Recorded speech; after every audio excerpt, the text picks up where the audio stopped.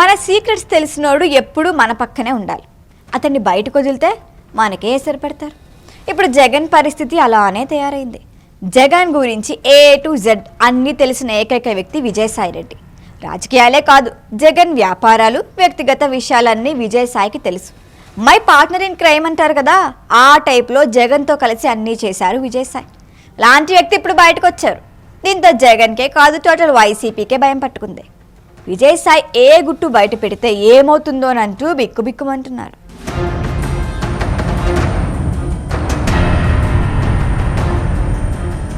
Party నుంచి బయటకు వచ్చినప్పుడు విజయసాయి ఓ స్టేట్మెంట్ ఇచ్చారు. ఇకపై తాను రాజకీయాలకి పూర్తిగా దూరం, తనకు ఏ పార్టీతో సంబంధం లేదని ఆయన ప్రకటించారు. ఈ స్టేట్మెంట్ చూసి వైసీపీ శ్రేణులు అమ్మయ్యా అనుకున్నారు. కానీ వాళ్ళ ఆనందం ఆవిరవటానికి ఎక్కువ రోజులు పట్టలేదు. విజయసాయి వెంటనే బయటకు వచ్చారు. దశల వారీగా జగన్పై, వైసీపీపై ఉన్నదున్నట్లు మాట్లాడుతున్నారు. దీంతో జగన్లో టెన్షన్ స్టార్ట్ అయింది. ఒకప్పుడు ఆయన పార్టీలో నెంబర్ 2, జగన్తో కలిసి జైలుకు కూడా వెళ్ళిన వ్యక్తి. పార్టీకి ఒక కన్ను జగన్ అయితే మరో కన్ను విజయసాయి.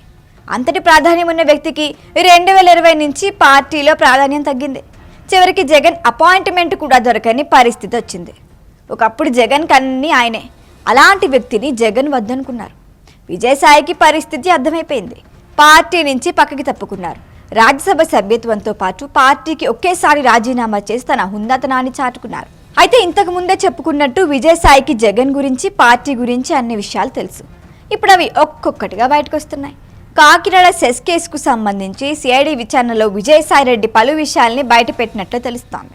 సెజ్ వ్యవహారంలో తన ప్రమేయమేమీ లేదని, వైవి సుబ్బారెడ్డి కుమారుడు విక్రాంత్ రెడ్డి కనుసన్నల్లోనే మొత్తం జరిగిందన్నారు. కనీసం తన వాళ్ళ కోసం ఒక ఉద్యోగం కూడా అడగలేదన్నారు. సెస్కు సంబంధించి కీలక వ్యక్తి కేవీ రావు, వైవి సుబ్బారెడ్డి మంచి ఫ్రెండ్స్ అన్నారు ఆయన. ఆయనతో నాకు కేవలం ముఖ పరిచయం మాత్రమే ఉందన్నారు. తనకు తెలిసిన ఈ సెజ్ వ్యవహారంలో జగన్ పాత్ర లేదన్నారు. ఈ కాకినాడ సీపోర్ట్స్కు సంబంధించి నాకు ఎటువంటి విషయాలు తెలియదు. నేను ఆది నుంచి అంతం వరకు నేను ఎక్కడా కూడా నా యొక్క ప్రమేయం లేదు అన్నటువంటి విషయాన్ని స్పష్టంగా చెప్తా ఉన్నా. సుబ్బారెడ్డి గారి కుమారుడిగా నాకు తెలుసు అని చెప్పడం జరిగింది. ఈ యొక్క లావాదేవీలన్నీ కూడా విక్రాంత్ రెడ్డి చేశారు అన్నటువంటి విషయం మాకు చాలామంది, చాలా సాక్షులు మాకు చెప్పారు. ఈ విషయంగా జగన్మోహన్ రెడ్డి గారిని ప్రొటెక్ట్ చేసేదానికోసం మీరు విక్రాంత్ రెడ్డి గారు కలిసి ఈ యొక్క ట్రాన్సాక్షన్ చేశారన్నటువంటి విషయాన్ని వాళ్ళు అడగడం జరిగింది. నా విషయానికి సంబంధించి నాకు ఈ ట్రాన్సాక్షన్కి సంబంధం లేదని మరొక్కసారి నేను వక్కాణించడం జరిగింది. ఇక లిక్కర్ స్కామ్ అంశాన్ని కూడా విజయసాయి లేవనెత్తారు. ఆ విషయంలో కూడా తన ప్రమేయం లేదంటూనే కసిరెడ్డి రాజశేఖర్ రెడ్డి అనే వ్యక్తి పేరుని తెరపైకి తెచ్చారు.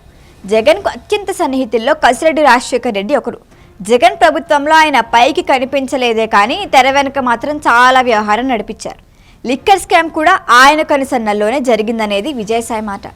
తను నిజాలే చెబుతానని, అంతవరకు వస్తే మాత్రం మొత్తం చెబుతాను అని ప్రకటించారు. ఇది వైసీపీని ఇరకాటంలో పెట్టింది. కసిరెడ్డి ద్వారా లిక్కర్ స్కామ్ జరిగిందని, ఆ డబ్బు మొత్తం మిథున్ రెడ్డి ద్వారా జగన్కు చేరిందని ఇప్పటికే సిఐడి గుర్తించినట్లు ప్రచారం జరుగుతోంది. లిక్కర్ స్కామ్ మీద నేను గతంలో కూడా చెప్పాను. లిక్కర్ స్కామ్లో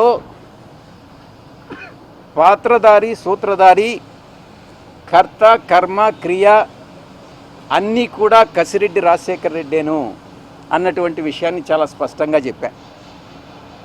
మరిన్ని వివరాలు భవిష్యత్తులో నేను చెప్పాల్సి వస్తే చెప్తాను. ఇలా ఒక్కొక్క విషయాన్ని బయట పెడుతూ వస్తున్నారు విజయసాయి. ఇవన్నీ వైసీపీ పార్టీని అంతిమంగా జగన్ను ఇబ్బంది పెట్టేవే. ఒకప్పుడు జగన్ కోటరీలో విజయసాయి ప్రధాన వ్యక్తి. అలాంటిది ఆయన్ను తప్పించి జగన్ చుట్టూ మరో కోటరీ ఏర్పడింది. ఈ కోటరీ ఎంత బలంగా పాతుకుపోయిందంటే ఏకంగా విజయసాయిని జగన్ను కలవకుండా చేసింది. జగన్ భార్య భారతి సజ్జలకు మద్దతిచ్చి విజయసాయిని జగన్కి దూరం చేశారని ఆ పార్టీలోనే చెప్పుకుంటున్నారు. ఇది విజయసాయిని తీవ్రంగా బాధించింది. జగన్ లండన్ పర్యటనలో ఉన్నప్పుడు ఆయనకు ఫోన్ చేసి మరీ ఈ విషయాలు చెప్పి పార్టీ నుంచి తప్పుకుంటున్న విషయాన్ని తెలియచేశారు. తన మనసు విరిగిపోయిందంటూ సజ్జల, వైవి సుబ్బారెడ్డిపై నేరుగానే విమర్శలు చేశారు విజయసాయి. చూస్తుంటే రాబోయే రోజుల్లో విజయసాయిరెడ్డి నుంచి మరిన్ని సంచలన విషయాలు బయటకు వచ్చేలా ఉన్నాయి. నేను ఏ పార్టీలో నుంచి అయితే నేను రిజైన్ చేశానో ఆ పార్టీలో ద్వితీయ శ్రేణి నాయకులు ఎవరైతే ఉన్నారో వాటిని ఏమంటారు వీళ్ళు చుట్టూ ఉండేటటువంటి వాళ్ళని కోటరీ. ఈ కోటరీ నుంచి ఏ రోజైతే ఆయన బయటపడతాడో ఆ రోజు ఆయనకు భవిష్యత్తు ఉంటుంది. లేకుండా ఉంటే భవిష్యత్ అనేటటువంటిది చాలా కష్టంగా ఉంటుంది. ఇంతకన్నా మించి చెప్పగలిగింది ఏం లేదు. నాయకుడు అన్నటువంటి వాడు ఈ చెప్పుడు మాటలను నమ్మకూడదు. చెప్పుడు మాటలను నమ్మితే నాయకుడు నష్టపోతాడు, ప్రజలు నష్టపోతారు, పార్టీ నష్టపోతుంది. ఇక్కడ జరిగేటటువంటిది అదే. జగన్మోహన్ రెడ్డి గారితో నేను మాట్లాడినప్పుడు నేను చాలా స్పష్టంగా చెప్పా, సార్ మీ మనసులో నాకు స్థానం లేదు, నా మనసు విరిగిపోయింది. మీ మనసులో స్థానం లేనప్పుడు ఈ పార్టీలో కొనసాగాల్సినటువంటి అవసరం నాకు లేదు. కాబట్టే నేను ఈ పార్టీ వదిలి వెళ్ళిపోతున్నాను. మీ చుట్టూ ఉండే వాళ్ళ చెప్పుడు మాటలు విని మీరు తప్పుదోవ పట్టొద్దు. మీకు ఎవరు నిజాలు చెప్తున్నారు, ఎవరు అబద్ధాలు చెప్తున్నారు అన్నటువంటిది మీరు పూర్తిగా అర్థం చేసుకోండి. అర్థం చేసుకొని మీరు నిర్ణయాలు తీసుకోండి. అప్పుడు మీరు ప్రజలకు ఉపయోగపడతారు. మీరు నాయకులు, అధినాయకులు. ఈ వీడియో కనుక మీకు నచ్చినట్టయితే లైక్ చేయండి, షేర్ చేయండి, సబ్స్క్రైబ్ చేయండి. అలాగే పక్కనే ఉన్న బెల్ ఐకాన్ని క్లిక్ చేయండి.